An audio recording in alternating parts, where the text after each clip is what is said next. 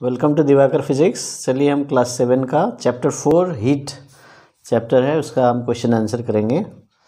तो आप देख सकते हैं क्वेश्चंस मैंने यहाँ लिख के रखा है। तो पहला क्वेश्चन है, state the similarities and differences between the lab thermometer and the clinical thermometer. Okay, तो सिमिलरिटीज़ पहले लिख लेते हैं।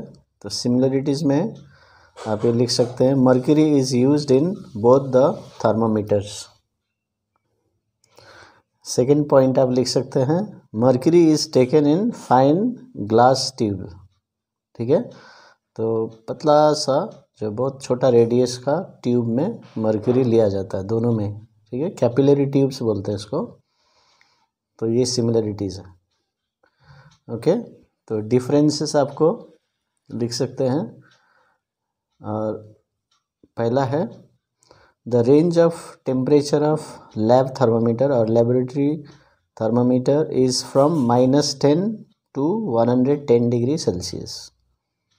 तो इसका मार्किंग रहता है -10 से 110 डिग्री सेल्सियस, क्योंकि ये जनरली कोई टेम्परेचर मेजर करता है जनरल ऑब्जेक्ट्स का। But in the clinical thermometer the temperature range is 35 degree Celsius to 42 degree Celsius, because it measures body temperature. अभी हमारा बॉडी टेम्परेचर कितना होता है, 37 डिग्री सेल्सियस।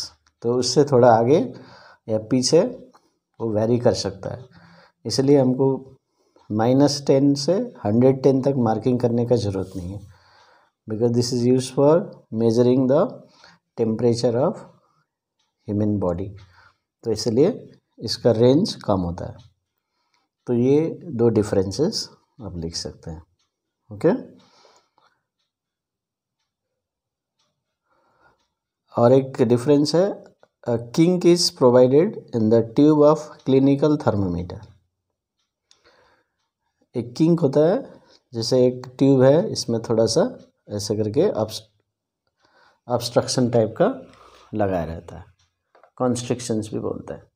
ठीक है, तो ये उसमें रहता है ट्यूब में, बल्ब के पास में।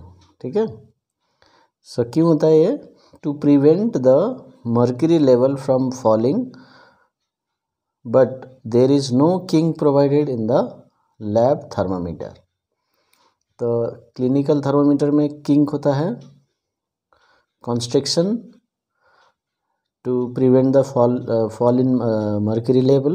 जैसे हम बॉडी टेम्परेचर नापेंगे, फिर जैसे माउथ में रखते हैं या आर्म पिट में रखते हैं, फिर उसको निकालेंगे, फिर देखेंगे, तो तब तक क्या होगा, वो मर्क्यूरी लेवल फॉल भी कर सकता है, because it is taken out of the body, surrounding air का टेम्परेचर में आ जाएगा, है ना। इसलिए so that the mercury level doesn't fall, that constriction or kink is given, so that will prevent the fall in mercury level। ठीक है, जबकि इसमें लैब थर्मोमीटर में ये किंक नहीं रहता है। और जब भी लैब थर्मोमीटर यूज करते हैं, तो जैसे बॉइलिंग वाटर का टेम्परेचर हम मेजर करेंगे, तो बॉइलिंग वाटर में रखते हुए हम उसको मेजर करना है। तो इसलिए उसको मर्क्यूरी फॉल करने का, लेवल फॉल करने का बात नहीं है। तो ये दूसरा डिफरेंस है। तो ये सिमिलरिटीज़, ये डिफरेंसेस। ठीक है, तो ये हो गया क्वेश्चन नंबर 1। अभी क्वेश्चन 2 में जाते हैं हम लोग। क्वेश्चन 2 में देखिए, give 2 examples each of conductors and insulators of heat. तो कंडक्टर्स क्या होते हैं, the substances which allow heat to pass through them. ठीक है, तो एग्जाम्पल है कॉपर एंड एल्यूमिनियम। ठीक है, तो ये लिख सकते हैं, सिल्वर लिख सकते हैं। ठीक है, कॉपर, एल्यूमिनियम, सिल्वर, तो बहुत सारे हैं, तो वो गुड कंडक्टर्स हैं और उससे हीट पास होगा easily. Okay, they are called good conductors.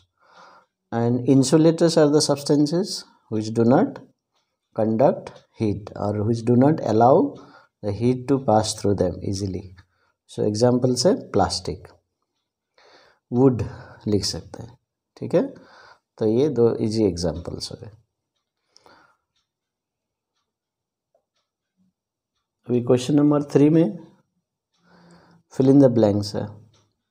तो पहला है the hotness of an object is determined by its temperature. So how much hot is the body, that is determined by temperature. So temperature is the degree of hotness and coldness of a body. ठीक है, कितना गर्म है कितना ठंडा है, ये temperature से नापते हैं।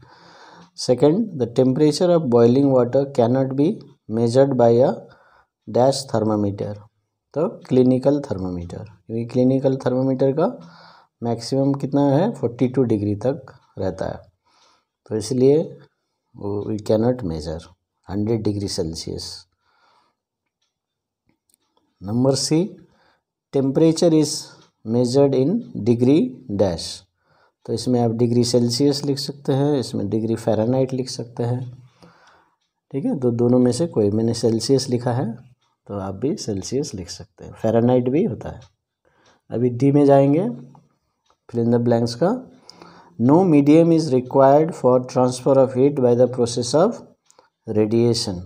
ठीक है, तो दूसरे जो प्रोसेस क्या है, conduction and convection. So both need medium for propagation और medium for transfer of heat energy. So radiation doesn't need any medium, so it moves, heat moves in the form of waves. Medium is not required. Okay, तो ये हो गया radiation. Number E, a cold steel spoon is dipped in a cup of hot milk. Heat is transferred to its other end by the process of conduction. So conduction के लिए medium जरूरी है और convection के लिए भी ज़रूरी है, लेकिन कन्वेक्शन होता है लिक्विड्स एंड गैसेस के लिए। ठीक है, लेकिन ये क्या है, स्टील स्पून, सॉलिड है, तो इसलिए उसमें क्या होगा, कंडक्शन होगा। ठीक है, conduction. Number F, clothes of dark colours absorb more heat better than clothes of light colours. ठीक है, डार्क कलर्स एब्जॉर्ब करता है। ठीक है, dark objects, dark surfaces are good absorber of heat, तो इसलिए एब्जॉर्ब्स मोर हीट लिखा है तो डार्क लिखना है। ठीक है, then the clothes of light colours. तो लाइट कलर्स क्या करते हैं, एब्जॉर्ब नहीं करते, वो रिफ्लेक्ट कर देता है। ठीक है, ये डिफरेंस है। तो अभी नेक्स्ट क्वेश्चन है मैच द कॉलम। तो मैच द कॉलम में फर्स्ट है लैंड ब्रीज ब्लोज ड्यूरिंग, तो कब होता है, डे या नाइट। तो इसका नंबर डी देखिए, सेकंड कॉलम से डी नाइट लिखना है। ओके, नाइट में होता है। Second, sea breeze blows during day. ठीक है। Number 3, dark coloured clothes are preferred during winter क्योंकि they absorb heat. Okay. 4th, light coloured clothes are preferred during summer. तो ये हो गया मैचिंग। डी, पहला है डी, दूसरा है सी, तीसरा बी और 4th वन है ए। ओके, तो ये आ गया नंबर 4। ओके, नंबर 5 में हम जाएंगे अभी। Discuss why wearing more layers of clothing during winter keeps us warmer than wearing just one thick piece of clothing. तो इसमें दो कपड़े पहनिए और एक मोटा पहनिए, तो 2 पहनने में ज़्यादा फ़ायदा है। ठीक है, तो ऐसा क्यों होता है, जैसे थिन ब्लैंकेट्स 2 ले लीजिए, वो ज़्यादा गर्म होता है than a single thick blanket. तो 2 ब्लैंकेट लेने का क्या फ़ायदा है, तो wearing more layers of clothing during winter keeps us warmer than wearing just one thick piece of clothing because there will be layers of air trapped between the clothes. जैसे 2 यदि हम लेते हैं तो एक लेयर इसमें बनेगा। यदि 3 कपड़े पहन लिए तो 2 लेयर आ जाएंगे, ठीक है, 2 लेयर आ जाएंगे। और ये ऑलरेडी वुलन क्लोथ्स होंगे, है ना। तो फिर क्या होगा, उसके बीच में एयर लेयर ट्रैप हो जाएगा, और air is the bad conductor, है ना। तो ये पॉइंट है। So there will be layers of air trap between the clothes and which keep us more warm as air is a bad conductor. देखिए एक और 2 लेयर्स हमने वेट कंडक्टर लगा दी। अब यदि 2 ब्लैंकेट लेते हैं तो बीच में एक लेयर आ जाएगा। 3 ब्लैंकेट लिए तो 2 एयर लेयर और 3 ब्लैंकेट, तो 5 इंसुलेटर्स हो गए। So that's why wearing more layers of clothing keep us warmer than wearing just one thick piece। तो ये इसका पॉइंट है। Number 6, in the figure mark where the heat is being transferred by conduction, by convection and by radiation। so 3 process है। तो जो figure दिया है उसमें हमको बताना है कि कहाँ कहाँ पर रेडिएशन, कहाँ कन्वेक्शन, कहाँ कंडक्शन हो रहा है, ठीक है।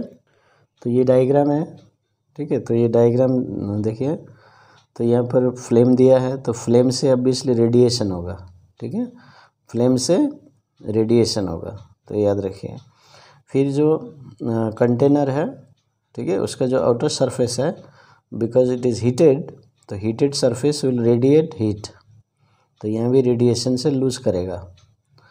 फिर कंडक्शन कहाँ से हो रहा है, तो यहाँ से कंडक्शन हो रहा है, इससे ये वायर गॉज और ये बेस ऑफ द कंटेनर, तो यहाँ पर कंडक्शन होके जो ये फूड पार्टिकल में चले जा रहा है heat, okay.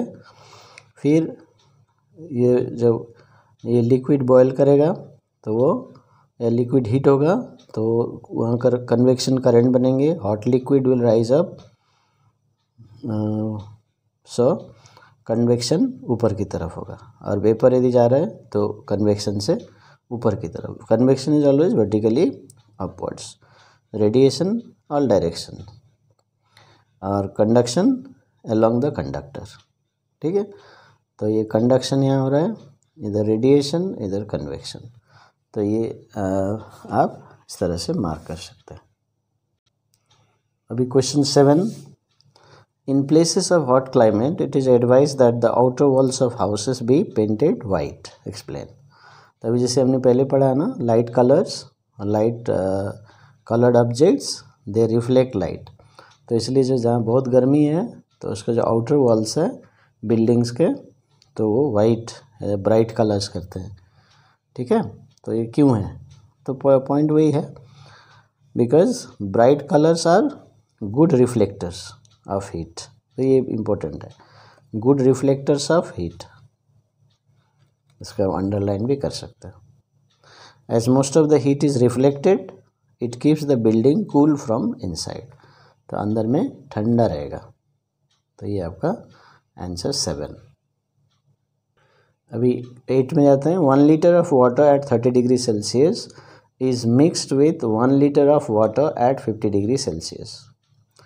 The temperature of the mixture will be, number D होगा, between 30 degree Celsius and 50 degree Celsius.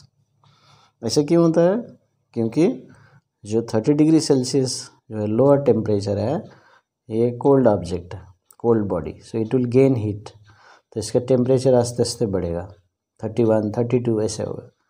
और जो 50 डिग्री सेल्सियस है वो हॉट बॉडी हो गया, हायर टेम्परेचर, तो ये कूल होना शुरू करेगा, it will lose heat, hot body will lose heat, तो ये 50, 49 ऐसे, ठीक है। तो उसके बाद एक ऐसा टेम्परेचर आएगा, दोनों का टेम्परेचर इक्वल होगा, तो वो और हीट फ्लो नहीं होगा, ओके। तो क्या हो रहा है, 30, 31, ये बढ़ेगा, ये घटेगा, तो obviously the temperature of the mixture will be between 30 degree Celsius and 50 degree Celsius. Question number 9. An iron ball at 40 degree Celsius is dropped in a mug containing water at 40 degree Celsius. The heat will क्या heat transfer होगा, नहीं होगा, So heat will not flow from iron ball to water or from water to iron ball. B option correct होगा, ठीक है, इसमें D option. क्यों ऐसा है? क्योंकि दोनों का टेम्परेचर सेम है। जब टेम्परेचर अलग होता है तब हीट फ्लो होगा।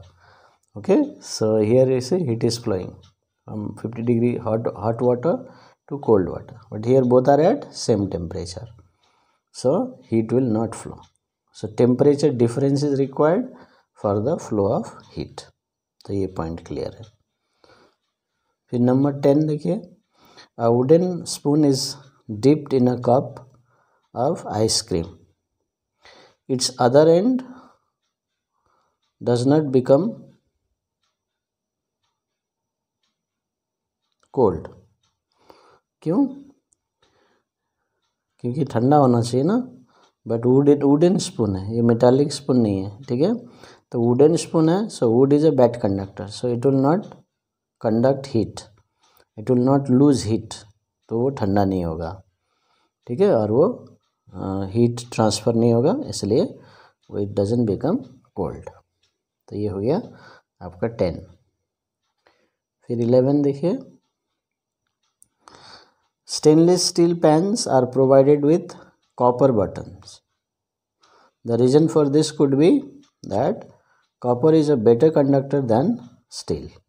Okay, so silver is the best conductor. Silver costly होता है, हम नहीं लेते हैं, तो उसका नेक्स्ट बेस्ट है कॉपर, तो इसलिए copper is a better conductor than steel, इसलिए उसका बेस में कॉपर यूज होता है, so that heat is conducted easily from the source of heat to the food. So that's why the stainless steel pans are provided with copper buttons. तो इस तरह से आपको आंसर लिखना है। So thank you for watching my video.